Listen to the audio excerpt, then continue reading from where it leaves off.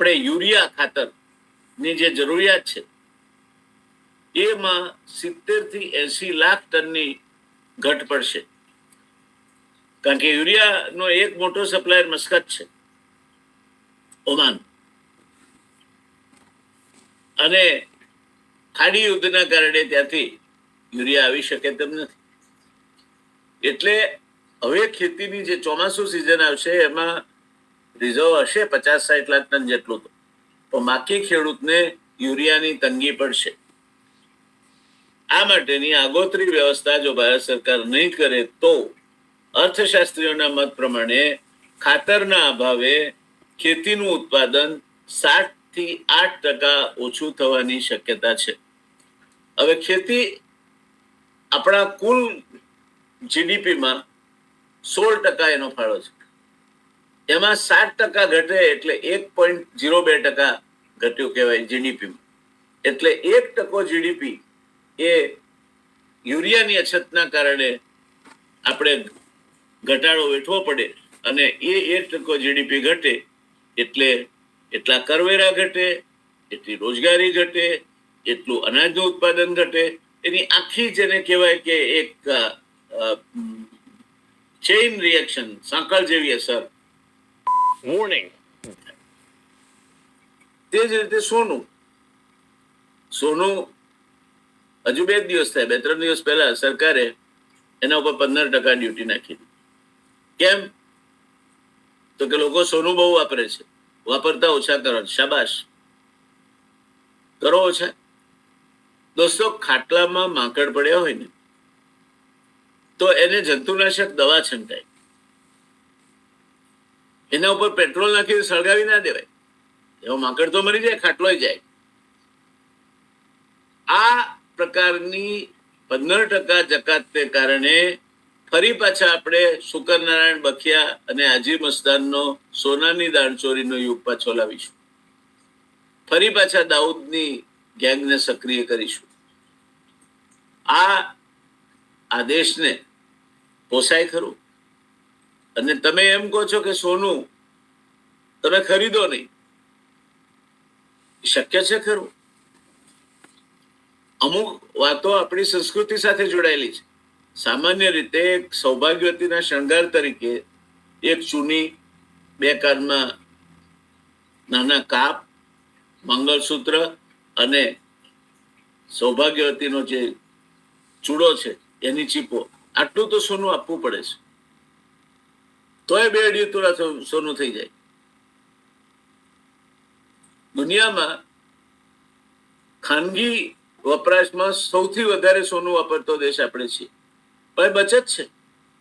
આપણામાં કહેવત છે કે સુખે સાંભળે સોની અને દુઃખે સાંભળે રામ. આ સોનામાં રોકાણ હશે તો તમને જવાબ દેશે. રૂપિયામાં, સરકારના બોન્ડમાં કર્યું હોય તો એ તો ઘસાશે તમારો રૂપિયો, ફુગાવો થશે. ત્યારે સરકાર દુખે છે પેટ, ઉઠે છે માથું, સોના અને ચાંદી ઉપર વધારા પડતી 15% જકાત નાખવાનો જે નિર્ણય છે સરકારનો, એ સરવાળે દાણચોરીને સજીવન કરશે. આ દેશમાં હવાલાનો આખો જે કારોબાર ચાલતો હતો, પહેલા બંધ પડ્યો હતો, એ પાછો ચાલુ થશે. અને ફરી પાછો આપણે સોનાની દાણચોરીને સજીવન થતી જોઈશું.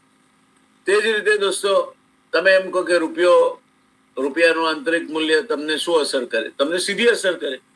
ભજીયા ખાવ છો, ગોટા ખાવ છો, દાળવડા ખાવ છો, ઘરે ભાખરી થાય એમાં મોણ નાખો છો, પૂરી તળો છો, કરો છો ને બધું, તો તમે તેલ ખાવ છો. અને આ દેશ વર્ષે દાડે 1.6 લાખ કરોડ રૂપિયાનું ખાધાનું તેલ આયાત કરે છે. આપણે 40% તેલ આપણા દેશમાં જે વાપરીએ છીએ એના ઉત્પન્ન કરીએ છીએ, 60% તેલ આયાત થાય છે. હવે પહેલા એ તેલ જે ભાવે આયાત થતું એના કરતા રૂપિયો પહેલા $80 બરાબર ડોલર હતો, $88 બરાબર ડોલર હતો, આજે 95-96 બરાબર ડોલર છે. એમ જેમ જેમ રૂપિયાની કિંમત ઘટતી જાય, ડોલરની કિંમત વધતી જાય, એમ તમારી જે તેલ છે, ખાવાનું તેલ, એ એ મોંઘું પડતું જવાનું છે, એની આયાત મોંઘી પડતી જવાની છે, અને 60% તમે આયાત પર નભો છો. અને એટલે ગઈકાલે મેં કહ્યું હતું કે આપણે 23 કિલો માથા દીઠ દર વર્ષે તેલ ખાઈએ છીએ, એના બદલે હવે એ ઘટાડી અને આપણે 12 કિલો, જે ઇન્ડિયન કાઉન્સિલ ઓફ મેડિકલ રિસર્ચનો સ્ટાન્ડર્ડ છે, તેટલું કરવું જોઈએ. હું તો એમ કહું છું કે વર્ષે 4 કિલોથી વધારે તેલ નહીં ખાવું છું. તમારામાં દેશભક્તિ હોય તો તેલ નહીં પહોંચી શકો તમે. એનાથી નુકસાન પણ થાય છે. વારંવાર ઉકાળેલા તેલમાં તળેલી વસ્તુઓ ખાવાથી તમારા રક્તવાહિનીઓ બ્લોક થાય છે, તમે સ્થૂળતા એટલે મેદસ્વીતા વધે છે, તમારી ડાયાબિટીસ અને બીજા રોગો થાય છે.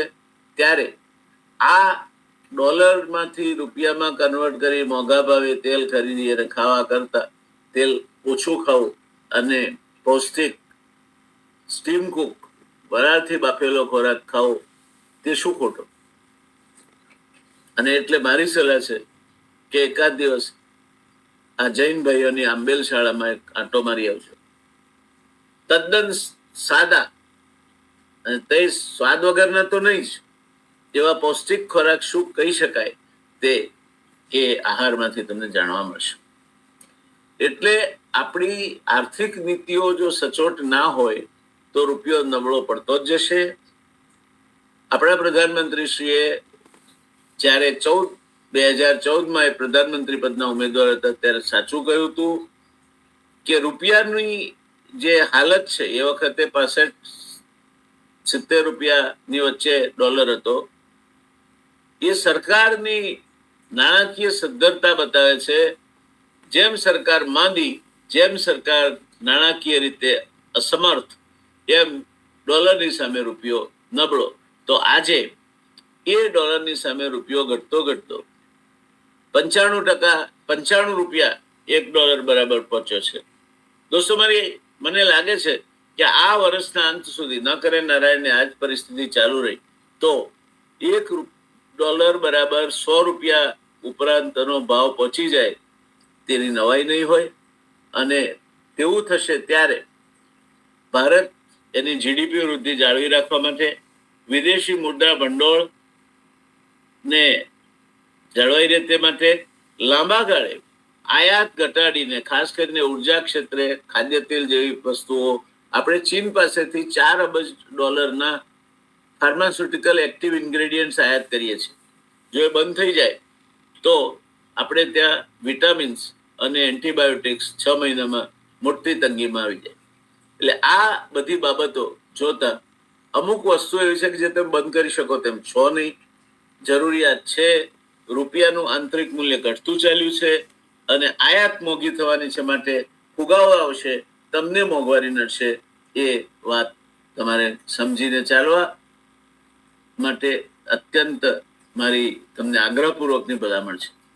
દોસ્તો, વર્તમાન પરિસ્થિતિ જોતા એવું અનુમાન છે કે 2026ના અંત સુધીમાં રૂપિયો વધુ ગબડીને $1 બરાબર 100 રૂપિયાના સ્તરે પહોંચી જાય તો નવાઈ પામવા જેવું નહીં હોય.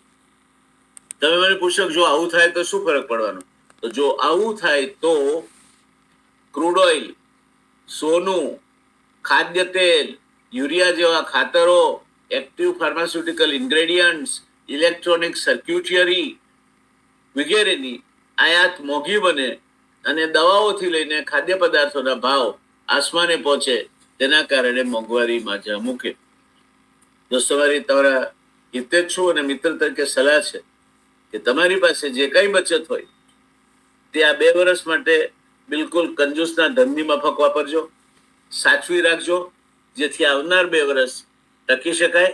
વળી પાછો પ્રવાહ પલટાય ત્યારે તમે સારી રીતે તમે જે કંઈ ખર્ચા કરવા હોય તે કરી શકશો. પણ હાલ પૂરતા તમામ બિનજરૂરી ખર્ચાઓ પર કાપ મૂકી અને તમારા ઘરનું બજેટ ઘટાડીને સીધું 50% કેમ કરી શકાય? દાખલા કે નવા કપડાં 2 વર્ષ નહીં ખરીદીએ, નવા જોડા 2 વર્ષ નહીં ખરીદીએ, જે વસ્તુ ચાલે એવી છે તે 2 વર્ષ માટે આપણે પૂર્ણવિરામ મૂકી દો. શાક લીલોતરી બહુ મોંઘા પડતા હોય તો કઠોળ ખાઈશું, એ બધા સાથે બેસીને એવો નિર્ણય લો કે તમારા ઘરનું બજેટ 100 રૂપિયા હોય તો એ 50 રૂપિયામાં કેમ ચલાવવું, તો તમે આ 2 વર્ષ પસાર કરી શકશો. જો આ નહીં કરો તો અસહ્ય મોંઘવારી, ફુગાવો અને તમારા ગમે તેટલા નાણાકીય સાધનો, મધ્યમ વર્ગની વાત કરું છું, પેલા અદાણી અને એવા બધા મોટા માણસોની વાત નથી, એમને કશો મોંઘવારી નડતી નથી, પણ આપણને નડશે.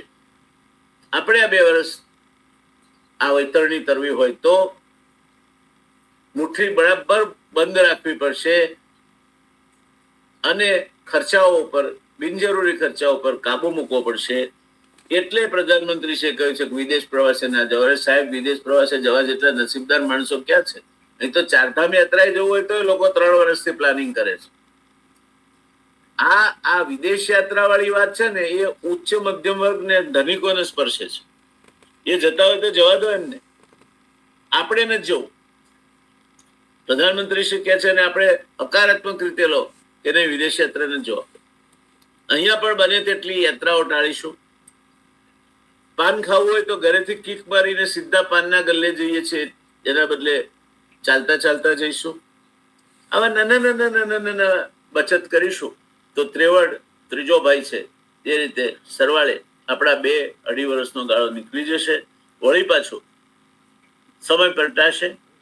રાત્રિ ગમિષ્યતિ ભવિષ્યતિ સુપ્રભાતમ. રાત વીતી જશે, સવાર પડશે. ભાસ્વાનુદેશતિ હસિષ્યતિ પંકજશ્રી. ફરી પાછો સૂર્યનો ઉદય થશે અને પંકજ એટલે કમળ ખીલી ઉઠશે. આ ભાજપના પ્રચાર માટે નથી કહેતો. અટલજીએ 1960ની 6 એપ્રિલે મુંબઈમાં આવું કહેલું, અંધેરા છટેગા, सूरज निकलेगा, अंधेरा छटेगा. Here's how I get automated. सुबह होगी, कमल खिलेगा. આ અડધી આગાહી છે. આ પણ શ્લોકમાં આગળ છે મારો વિરોધ છે, કમળ વાળો જ બગાડ્યું છે. કમળના ફૂલમાં મોહવશ જે અત્યારે પીરાયેલા માણસો છે, એવો ભમરો જે આમ લાકડું કોરીને બહાર નીકળી જાય, પણ અત્યારે એ મોહવશ થયો છે. મોહવશ થઈને કમળ સાંજ પડ્યું છે, બીડાઈ ગયું છે પાંખડીઓ, તારે તો કોરીને નીકળી જાય, પણ એને તો સુખ માફક આવી ગયું છે. પેજ પ્રમુખ ને આ ને તે કુટરો ઉપર લખીને તાજો માજો થયો છે, એટલે અંદર રહ્યો છે. આગળ શ્લોકમાં એવું કહ્યું છે કે ત્યાં એક ગાંડા હાથીઓનું ટોળું આવે છે અને એ જળ ક્રીડા કરતા કરતા પેલું જે કમળના ફૂલમાં ભમરો મોહવશ કેદ થઈને બેઠો છે એને ઉપાડી અને પગ નીચે રૂંધી નાખે છે. હા હંત ગજ ઉચ્ચાહાર. આ સંસ્કૃત શ્લોક છે. અટલજીએ માત્ર આગાહી અડધી જ કરી હતી, કારણ કે અટલજી ઋષિ પુરુષ હતા. એમને ખબર હતી કે પાછળનો અડધો ભાગ શું છે, પણ એમણે જયારે કોઈના ત્યાં બર્થડે માં ગયા ત્યારે જન્મદિવસની જ વાત થાય, હવે આ છોકરો જન્મ્યો છે, મોટો થશે, માંદો પડશે, મરી જશે, એવી વાતો ના થાય. એટલે એમણે શ્લોકનો અડધો ભાગ જ કહ્યો. બાકીનો ભાગ આ છે. નાશ કરવા માટે મોદી મૂક્યો છે. સુપ્રભાતમ ગોચીની ગાણીએ દેશ ખલાસ થશે. હસિષ્યતિ પંકજશ્રી. 500 વર્ષ પહેલો એષ ચિંતયતે કોશ ગતે દ્વિરેફે. પંડિતે આગાહી કરી હતી. હંત ગજ ઉજ્જહાર. આવનાર 2 વર્ષ દોસ્તો, તો 3 વર્ષ કહીશ, આપણા માટે કાઠા છે. સાચવીને વાપરજો. દિવાયત પંડિતે 500 વર્ષ પહેલો કહેલું કે ગોચીની ગાણીએ દેશ ખલાસ થશે. વદના ચંદ્રની માફક ઘટતો એ નહોતા ભાજપના કે કોંગ્રેસના થઈને ક્યાંક અમાસનો ચંદ્ર ના બની જાય તમારા માટે, તેની કાળજી રાખજો. જે બિનજરૂરી હોય તેવા ખર્ચાઓથી દૂર રહેજો. સાચી વાત. દેશ હિતમાં પણ તેલ ઓછું ખાજો, પેટ્રોલ ડીઝલ ઓછું વાપરજો. બને ત્યાં સુધી માંદા ન પડો તો દવાઓ ઉપર પણ ઓછા નિર્ભર રહેજો. હેલ્થ માટે પણ સારું. ઇલેક્ટ્રોનિક સર્ક્યુટરી જેમાં વપરાય છે તેવી વસ્તુઓ જો 3 વર્ષ ચાલે એવી હોય તો 5 વર્ષ ચલાવજો. કપડા નવા ફેશનનો બદલાતી રહેશે, 3 વર્ષ પછી પણ આવવાના છે. બને ત્યાં સુધી ખરીદવાનું ટાળજો. ઘરે તમારો જે ઘર ખર્ચ છે એમાં ક્યાં ક્યાં કાપ મૂકી શકાય છે તે જાણી લેજો. કરકસર કરજો. એ બધું કરીને તમે જો કરકસર કરશો તો ત્રેવડ ત્રીજો ભાઈ છે એ સિદ્ધાંત યાદ રાખજો. તમારી પાસે જે કંઈ બચત હોય તે સાચવી રાખજો, જેથી આવનાર 2 વર્ષ 3 વર્ષનો સમય આપણે ટકી જઈ શકીએ. મારી આપને હાર્દિક શુભકામનાઓ. દોસ્તો, આ તમારી ચેનલ છે. તમને સીધા લાગુ પડતા પ્રશ્નો અહીં ચર્ચું છું. અહીંયા કોઈ રાજકીય રાગ દ્વેષને સ્થાન નથી. હકીકતો તમારી સામે મૂકી છે. તમને શું ફાયદો થાય તેની વાત કરી છે. અને એટલે તમે જો હજુ પણ સબસ્ક્રાઇબ ન કર્યું હોય, સબસ્ક્રાઇબ કરી લેજો. ઇન્ટરનેશનલ સોશિયલ મીડિયા નવા વિડીયો જોવા માટે, જાણવા માટે સબસ્ક્રાઈબ કરો, શેર કરો, લાઈક કરો, કોમેન્ટ કરો, અને બહુ વધારે બીજી હો તો બુકમાર્કમાં મૂકો.